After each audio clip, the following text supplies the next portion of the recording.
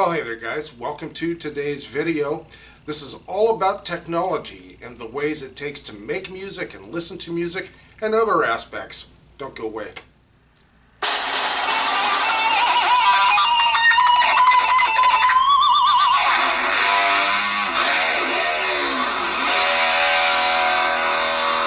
Well, hey there guys, this is Rock Hard Riffs, the guitar channel for the self-taught. What's going on, good people? Hopefully we're all keeping everything peaceful and copacetic, I do hope and pray. Now again, today we're going to talk about technology. I mean, my gosh, we're surrounded by it. Everything we do, I mean, right down to your refrigerator, your car, etc., etc. And of course, I'm speaking of digital technology. And hey, if you happen to be new to our channel, please take a look at some of our other videos. Take a look in our playlists. There's all kinds of videos in there. It's all categorized. Take a gander in there, and if you like what you see, please subscribe. We'd really appreciate that. So again, guys, let's first start off about talking about what it takes to make music or create music or record music, that sort of thing, or even just to play music, and technology. You know, this machine right here, this is a 12-channel or 12-track recorder. Basically, these things have put the recording industry pretty much out of business. You can make basically a studio quality sounding recording with this Zoom LiveTrack L12 recorder. And again, that's not all this does. It mixes and it masters. It's also an interface with your computer. I mean, you know, this thing does everything. And look how small and compact it is, and how incredibly, for what this thing does, incredibly inexpensive, in my opinion. They also make 8-track recorders and 20-track recorders. The same thing, operate the same way. These put a lot of people out of business, but boy, they sure have helped a lot of other people afford to be able to make their own music, or other people's music as well. The other thing that you can use this thing with is to run a live show, right? You can mix a live show with this thing, so it just, you know, wow. Now after that, let's take a look at this. We have my 100-watt Marshall amp here, right? That's about 90 to 100 pounds. Hauling that thing around is just a whole lot of fun, can you imagine? Now with today's technology, it's been pretty much replaced with a box, and this is about maybe a couple pounds, if that. That's the Strymon Iridium. This is 3 amps in a box with 9 different potential speaker cabinets and more if you want to load it into it. That's some pretty incredible technology. Now, I have to ask you guys, which would you rather haul around to a gig or practice?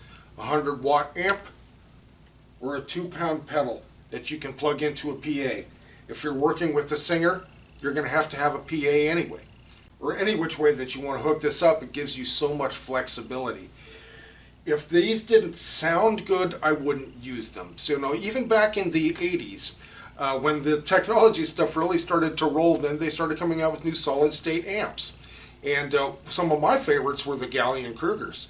In those days, I was using a full stack, a Marshall full stack, and also right alongside with it were my Gallien-Kruger amps, which actually I thought sometimes sounded better than the Marshalls, especially at lower volumes.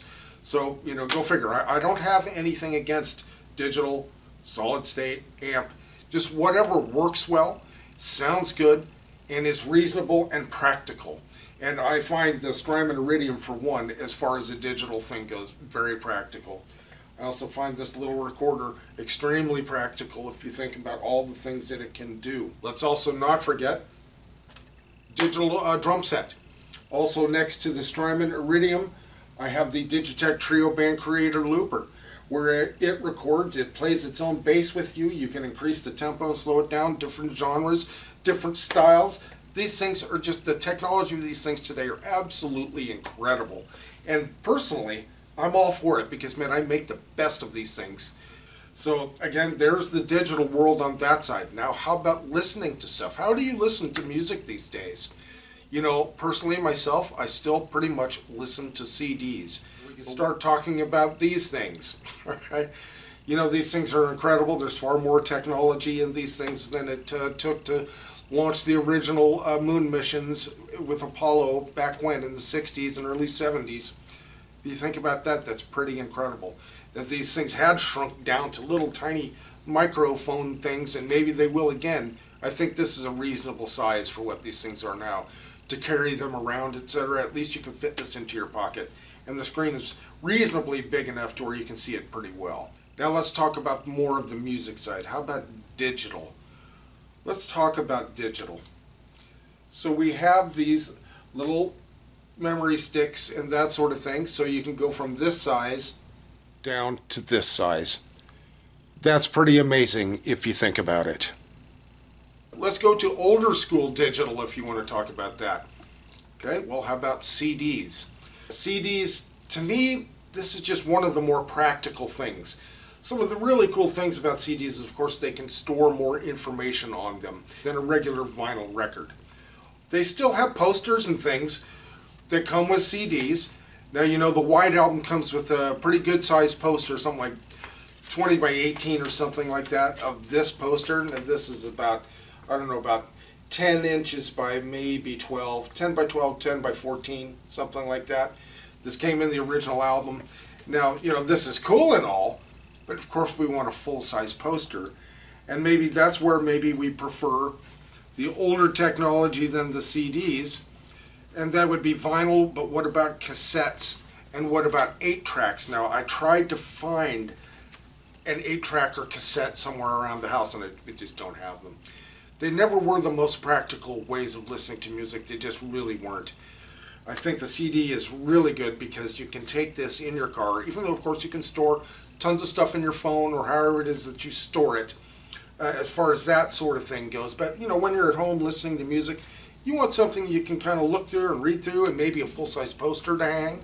Which brings us to the technology prior to CDs and tapes and 8-tracks.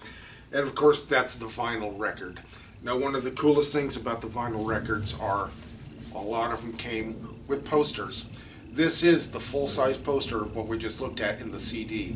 But this thing is so old, I've had this for so many years, I'm not going to unfold it.